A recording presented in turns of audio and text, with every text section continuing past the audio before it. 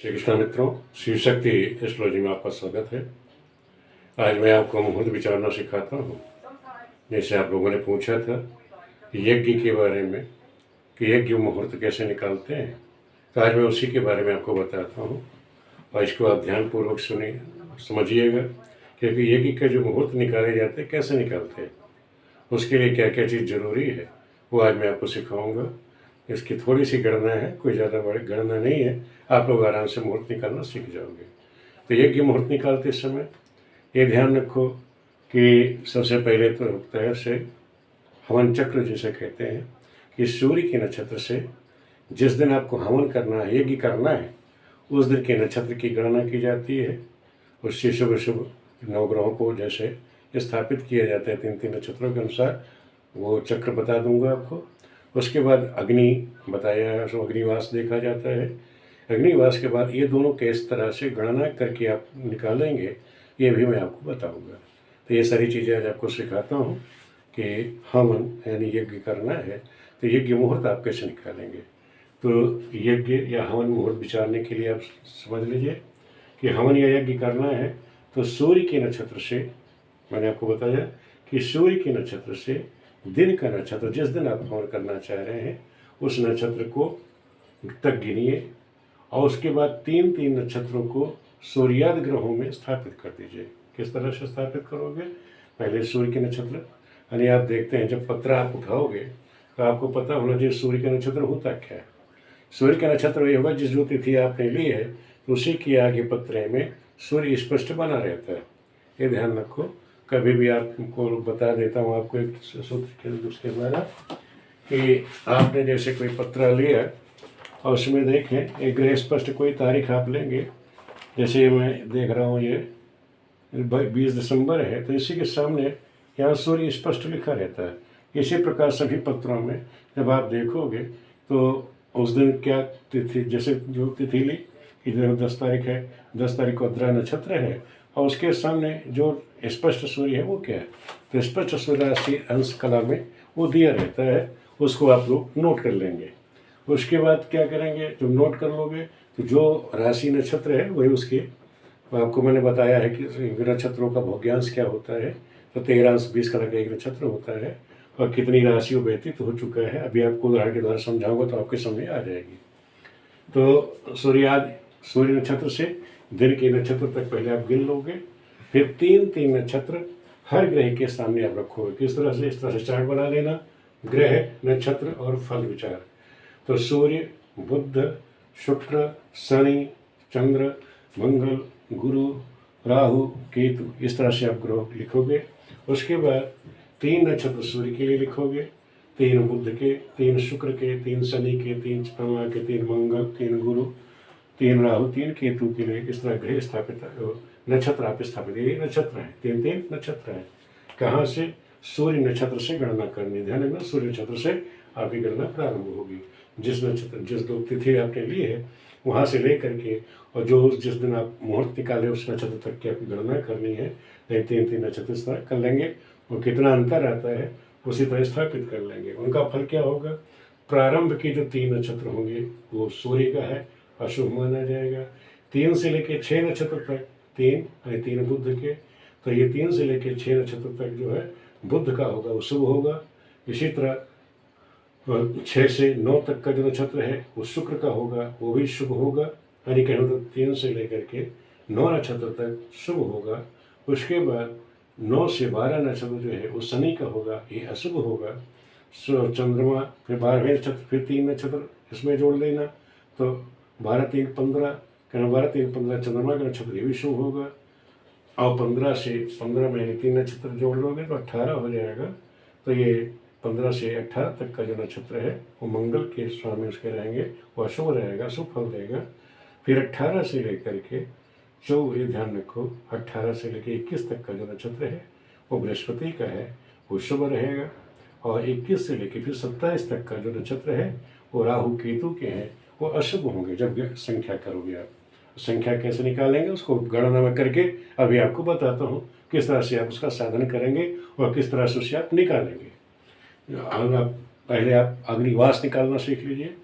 अग्निवास हम कैसे निकालते हैं, अग्निवास निकालने के लिए आपको मैं कई बार बता चुका हूँ, पिछले वीडियो में भी सिखा चुका हूँ कि जो भी तिथि है सूर्य शुक्ल पक्ष से, यानी जो भी आपने महीना लिया है शुक्ल पक्ष की प्रतिपदा से तिथि गिनेंगे, वहाँ से प्रतिपदा 1 होगी। 15 पूर्णिमा को 15 और चैत्र कृष्ण पक्ष कोई जो कृष्ण पक्ष आएगा प्रतिभा होगी वो 16 हो जाएगी, द्वितीय 17 हो जाएगी, इस तरह अमावस्या जो है 30 तिथि हो जाएगी। तो इस तरह से आप गणना करेंगे तिथियों को। तो तिथि की जो संख्या वो लिखना, वार संख्या रविवार सोम मंगल बुध, इसी तरह क्रम से इतवार को 1 सोमवार को 2, इस तरह वार संख्या जोड़ देना प्लस उसमें 1, तो जो योग आएगा उस योग को आप 4 से भाग कर देंगे।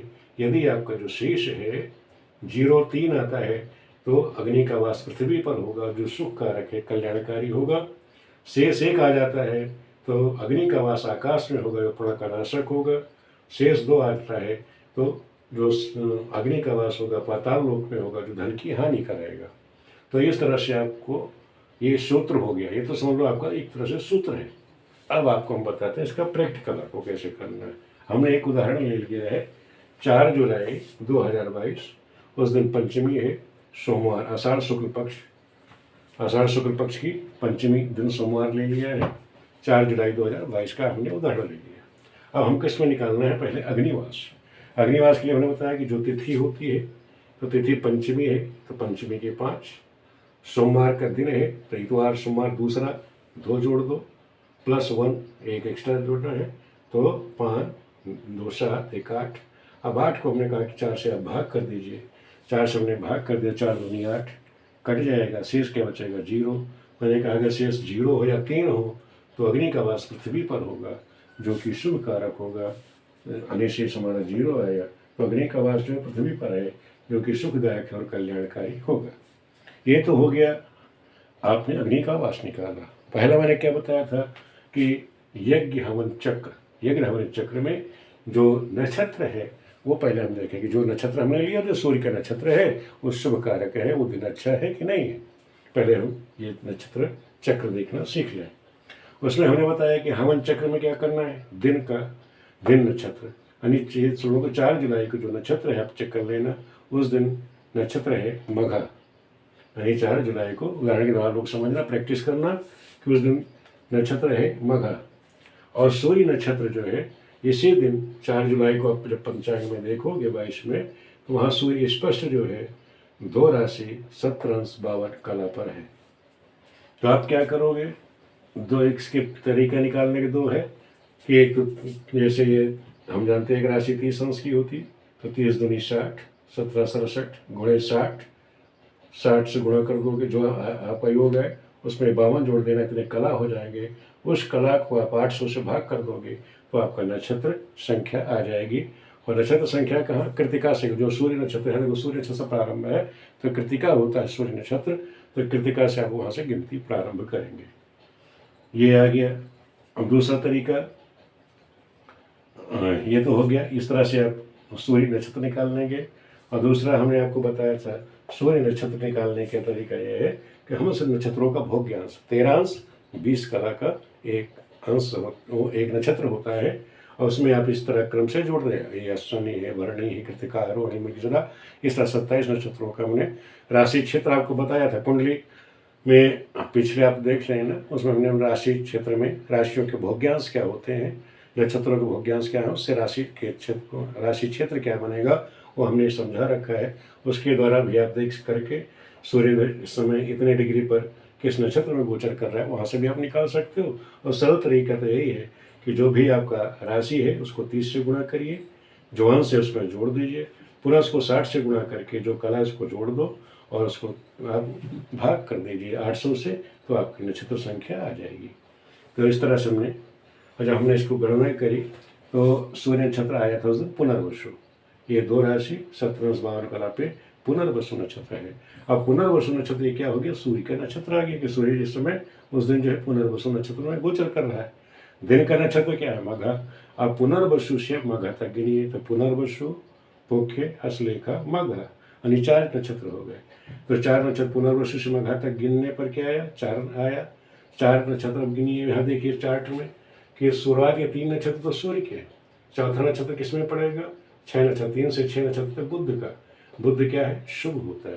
कहने मतलब ये है कि ये चाराथा नक्षत्र जो है उसका ग्रह स्वामी है बुध है, वो शुभ है। कहने मतलब जो 4 तारीख को हम कोई हवन करते हैं, यज्ञ करते हैं, तो वो जनमानस के लिए, लोक कल्याण के लिए अच्छा होगा। तो इस तरह से आप लोग जो है अग्निवास यानी यज्ञ का हवन किस दिन हम करें, आपको यज्ञ कर रहे हैं, पूजा पाठ कर रहे हैं, आपने भागवत सुनी, शिव पुराण किया, कोई भी यज्ञ कार्य से चंडी का यज्ञ करने जा रहे हैं, तो उस समय आप यही देखेंगे। इस तरह के जो भी आप यज्ञ करने जा रहे हैं, सचंडी यज्ञ करने जा रहे हैं, कोई भी यज्ञ करिए, तो उस दिन का विचार कैसे करोगे कि हम जो हवन करने हैं, यज्ञ कर रहे हैं, लोग के कल्याणकारी है कि नहीं है। उसे निकालने के लिए हमें ये सबसे पहले यही पता करना है कि हमारा जो योग कल्याणकारी होना चाहिए। तो उसके लिए हमें एक तो ये चक्र है, हवन यज्ञ चक्र का आप उससे पहले डिसाइड कर लीजिए, फिर अग्नि का वास देख लीजिए। ये दोनों चीज़ आपकी शुभ हो जाती है तो उस दिन आप यज्ञ करोगे तो निश्चय ही कल्याणकारी होगा। वीडियो आप लोगों की मेरी कोशिश है कि समझ में आ गई होगी। आप लोग वीडियो देखने के लिए बहुत बहुत धन्यवाद।